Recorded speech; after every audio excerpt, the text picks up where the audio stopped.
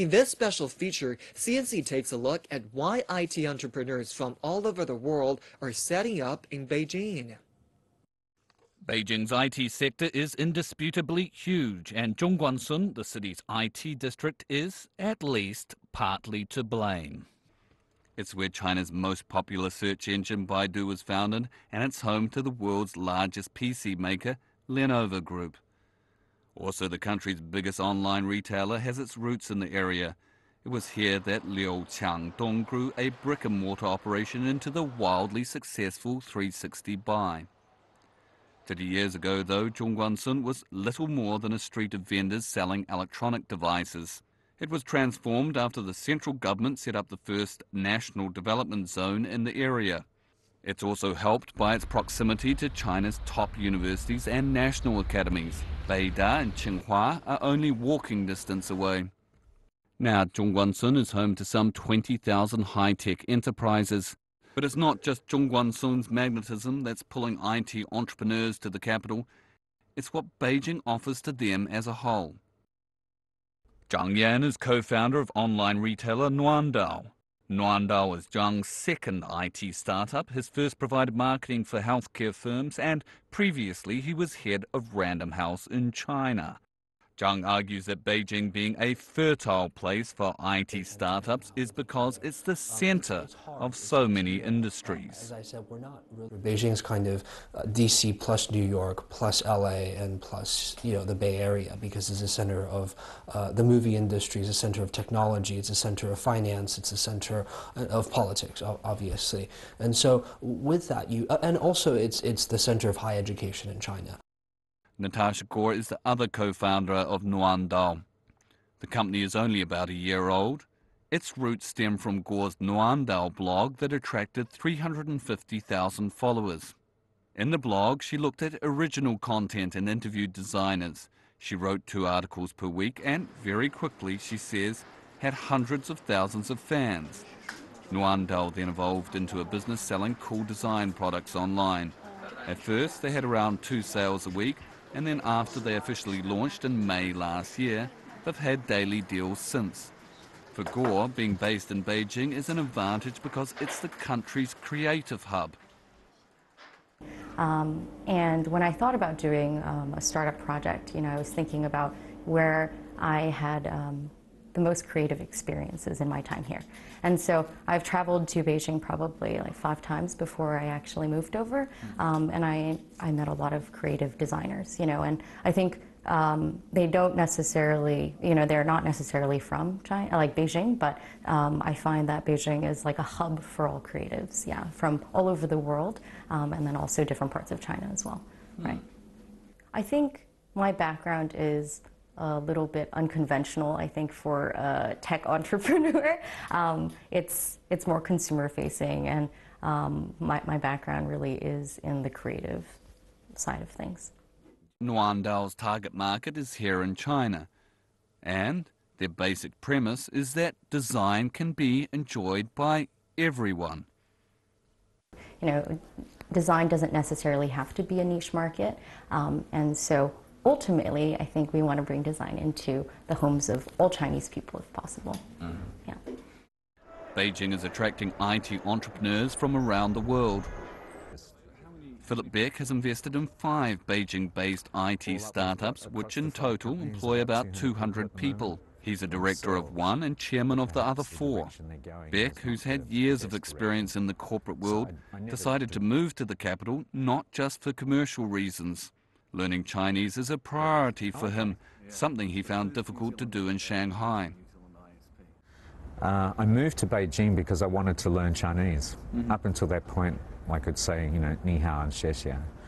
So I went to BLCU to learn Hanyu for 4 months, did the intensive living course, so that I could say thank you to a number of local Chinese people that really helped me out a lot. And it was during that time that I thought, this is the place to be, because I wanted to become an investor. I wanted to invest in the digital media space, because that's been my passion. When I started in advertising, it was in media. In Australia, I helped launch Australia's first digital media agency. I love technology, I love how it helps people. So for me, Beijing was the best place to be to do that. He suggests the reasons why expat IT entrepreneurs are choosing to base themselves here is that the costs are lower than Western cities, and the pace things can be done in China compared to overseas is much, much quicker. A product, Beck says, can be developed and pushed out onto the market much more quickly in China than in other markets. But as an investor, Beck warns that foreigners who start IT businesses in China targeting the Chinese market will most likely fail. My personal opinion is that a foreigner who starts a business in China to appeal to the Chinese market, their success rate will be less than 3%. Mm-hmm. And that's because Chinese like to see local Chinese become the heroes in their startups. So the startups that I'm involved with, my key vision is to help local Chinese people succeed.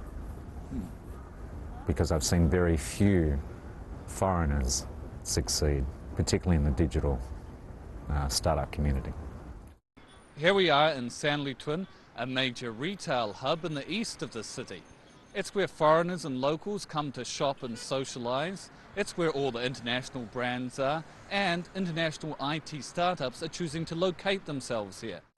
Hasin Taibi, CEO of Sanlitun-based Them, is doing what Philip Beck really advises against, but Them is not only targeting the Chinese market.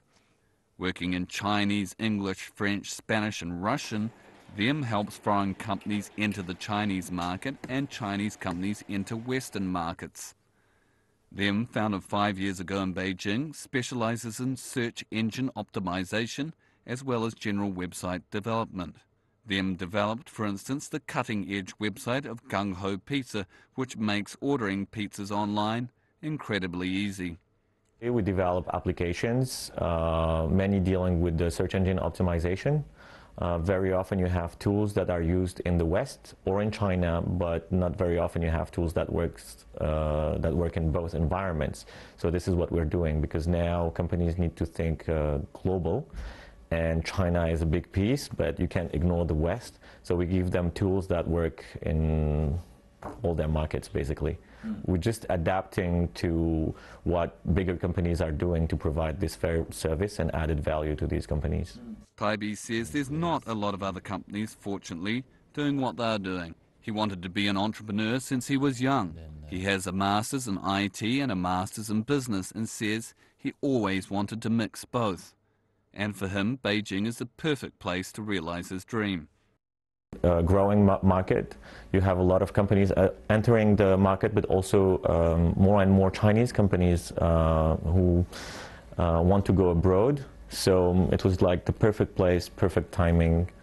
I guess that's why it's working. But it's not only for commercial reasons that keeps him in the city, it's also the traditional culture of the place. So I can easily go to work in the business part and then go back to this Chinese traditional part in the evenings. And at night you go have a kaoyao or jiaozi and you enjoy the traditional part of China. Though Taibi says tech companies are really drawn to Beijing because of what Zhongguancun, the IT district, has to offer. It has the universities, the students, the researchers, the labs and the special tax regulations, and all this, he says, makes for a great environment to set up a new startup. And Beijing generally, he says, is a city of opportunity. It's like a bit of Wild West. Everything is to be built, and you have the market also, Chinese market. You're right at the heart of the market. So it's easier, I guess, to adapt to the market you want to target if you are here. Taibi says although IT companies can carry out business from virtually any part of the globe, it's necessary to be based in China to do business here. If you're, for example, a foreign company and you're, say, in New York, you're going to manage sometimes your communication for Europe from New York, or for Canada from New York, or from Mexico, Mexican market from New York. But you can't manage really the strategy and communication in China and in Russia from your New York headquarters, because you have to have very good local knowledge. The tools are not the same, the communication, the culture is not the same, so you have to call some local players, and that's why we're here. He says Sanlitun is a better place for them to be based compared to Zhongguancun because it's close to the city's central business district. Basically to be close of my clients. Their headquarters are around, so I had to be the closest possible. If I would only deal with a product online, for example, then I would definitely go to Zhongguancun.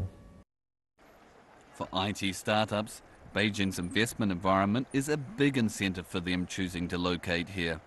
Beijing has the most venture capital offices out of any city in China. Lu Dong, CEO of La Mule, China's largest online lingerie brand, and Philip Johnson, a business consultant, know about finance. Dong worked for several years as a financial analyst for Goldman Sachs in Japan, while Johnson's last job in the US was Managing Director of Corporate Development and Alliances Group for Silicon Valley Bank. Aside from sharing his knowledge of IT with a number of Beijing-based startups, Johnson is an advisor to China NetCloud, which manages La Mule's servers that its e-commerce platform sits on. Lu Dong says financing is extremely important for small startups because there's only two ways of generating capital into them. One way is making your own money by selling your product or services, and the other is to raise money from the investors, right? Before the company became profitable for any startup, it's really hard to turn a company profitable and grow at a very high speed for the first few years, and financing is very important. Dong says that startups should look to venture capitalists and angels when trying to raise capital. I think first of all, VC it's the best place to look for money, and also angels. However, the angel investment market is very small here in China. There are few famous angels in China, but if you really want to tap into the venture capital world, it's all about connections. Dong says he's not had to struggle to raise capital for La Mule, which is now selling a couple of thousand items per day and has about 1 million customers in China aged between 20 and 30. The first round of financing is more of a sort of angel round, mainly from the lead investor was actually my ex-client.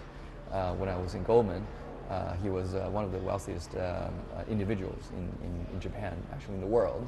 He believed in me, believed in the idea, so became the lead sort of the angel investor. And other angel investors, including my friends, my colleagues at Goldman. So that was roughly the composition of the A round. And the B round investors were institutional investors. So the lead investor was Dole Capital Management, DCM, and some of the A round investors followed as well. The CEO of La Mule says that Beijing's investment environment is undoubtedly the best in China. I think Beijing's the best. Beijing has the most venture capital sort of offices in China. Beijing. So the big cities are Beijing, Shanghai. There are a lot of VC offices here. Even the ones who don't have offices in Beijing, they often travel to Beijing. But Johnson sees the investment environment in Beijing as behind that of Silicon Valley, where he previously lived and worked. I think that Silicon Valley is more mature. So you've had a couple of generations, 3 or 4 generations of successes in entrepreneurs which have come out of that, which are more willing to be able to invest in early stage startups. But the track record for early stage startups is, it's not very many are successful long term. And so if one is taking a look at investing, the money that you invest, you have to realize that it's money that might not come back to you. So you're seeing in Silicon Valley a lot of portfolio type investments where they're investing in a number of startups, early stage startups. And I think you're going to start to see that here also. IT entrepreneur Philip Beck says the investment environment in Beijing is hugely competitive. And he refutes that it's more difficult for early stage IT startups in Beijing to get investment saying it's actually a very good place to have a startup to attract overseas investment. Very competitive, so there's a lot of money chasing too few good ideas. So that's good for startups, difficult for the investors. There's a lot of Chinese investors here looking to help Chinese startups. There are some large groups that will, see someone's idea and sort of copy it, but in the main, I think there's, just as many opportunities here for the angel community as what there is in the US. And I think the evidence to support that is the number of US angels that come to China looking to invest in China startups. And there's regular startup weekends, startup conferences, boot camp conferences where overseas people will come to look for opportunities here in China. Beck, like Lu Dong, says the most amount of key investors are based in Beijing, with Shanghai coming second. One of the IT startups that Beck is chairman of is Dianye. It provides technology to help shopkeepers market their goods on Taobao, China's equivalent to eBay. So far, Dianye has been kept afloat with capital from within the company. Now, though, they're looking for outside investment, but doing so carefully. And like any startup, we've been focusing on who we want as a potential investor in the business. So one of the things that I always look at is if we are going to get external investors, they have to be an investor that's going to add value, not just money, to the business, that are going to support the company and help make it a success.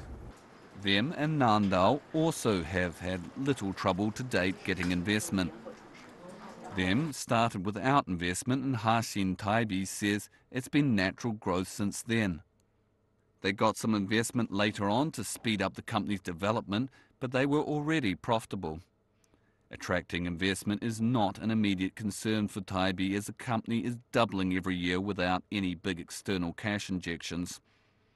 Them has only gone out to raise capital once, and Taibi says it was incredibly straightforward. I had to do it once. I met one fund and I had the authorization the next day.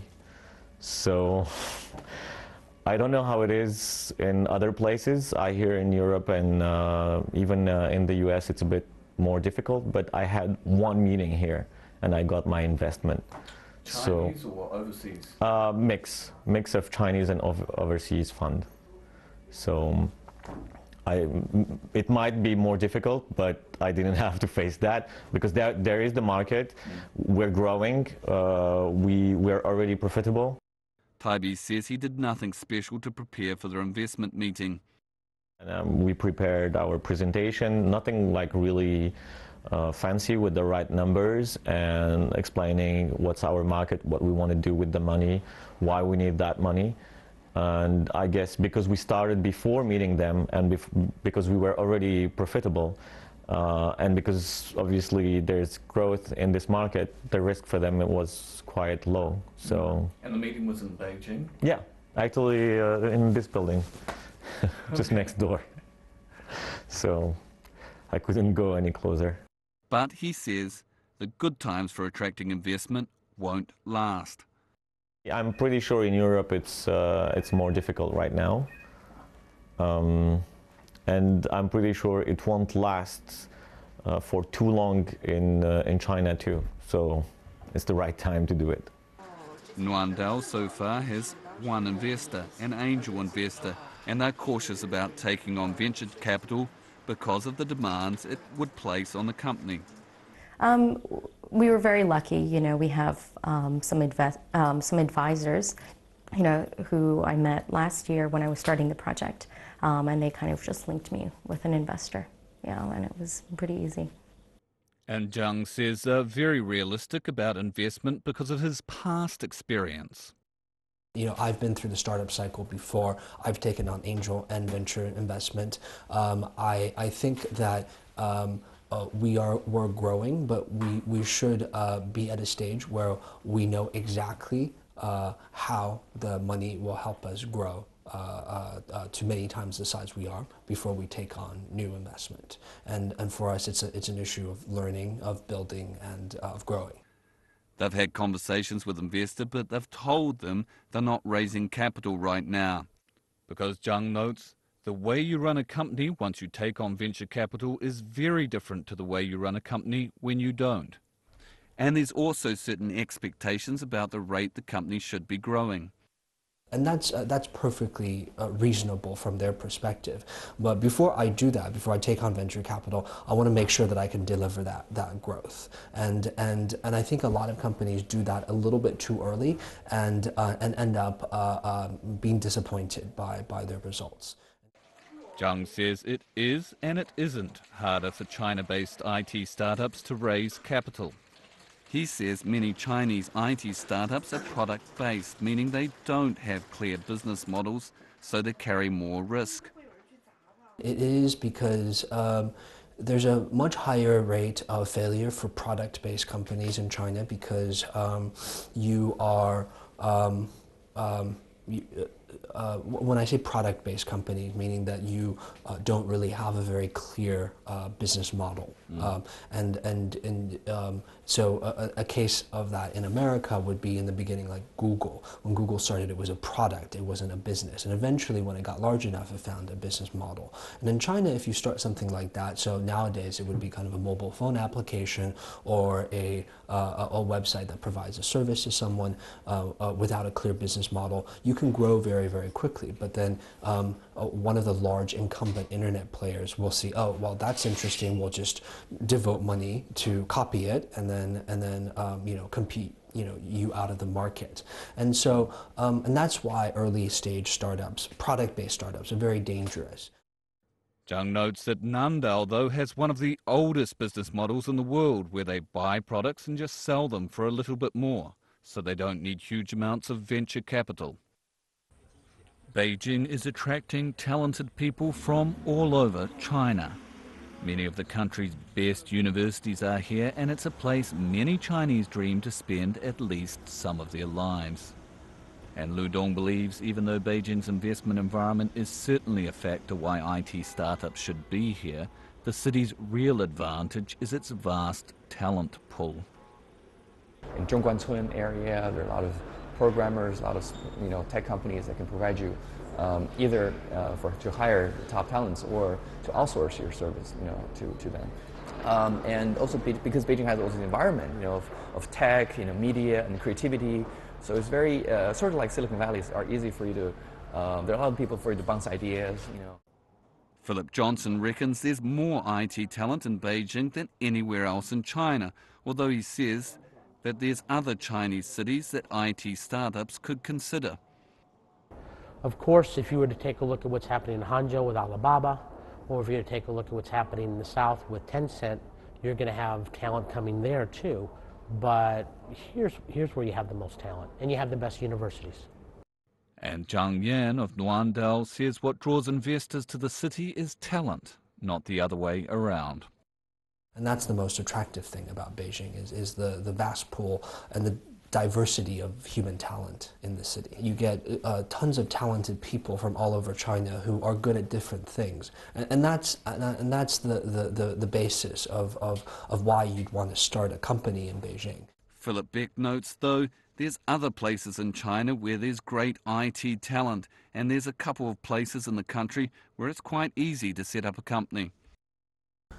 So Dalian is a good second alternative to Beijing for the startup community.